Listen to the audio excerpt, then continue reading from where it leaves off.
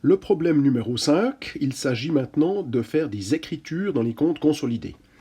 Nous avons l'indication que M, la société mère, détient 75% des actions de la société fille. Donc là, on a une problématique d'intérêt minoritaire. En plus de ça, on nous dit que M est une entreprise de production, alors que la société fille est une entreprise commerciale.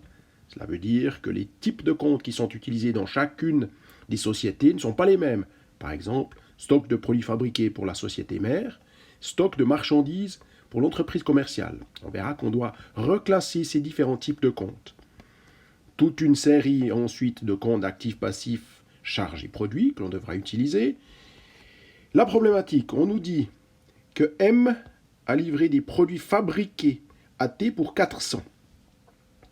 La marge de M est de 20%.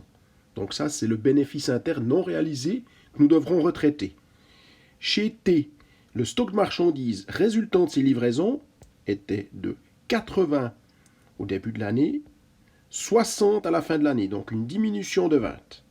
Et dernière information, on nous dit que T revend ses marchandises à des tiers, donc qui sortent du périmètre de consolidation, avec un taux de majoration bénéfice brut de 40%. Afin de pouvoir passer les écritures plus rapidement, j'aime bien poser un tableau où ça me permet de visualiser en fait les différences qui sont à retraiter. Donc dans ce tableau qui concerne les stocks, j'ai une valeur comptable.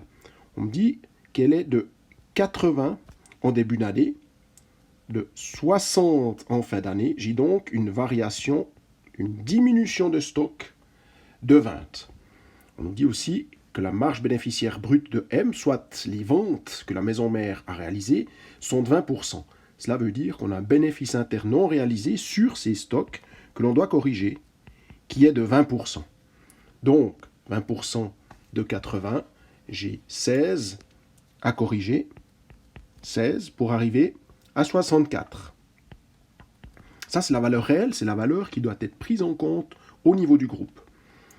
Les 60, eh bien, ça fait une variation de 12. Finalement, j'ai eu une augmentation de ces bénéfices internes non réalisés que je dois corriger de 4. Donc, j'ai un stock final de 48, une variation de moins 16 en valeur réelle.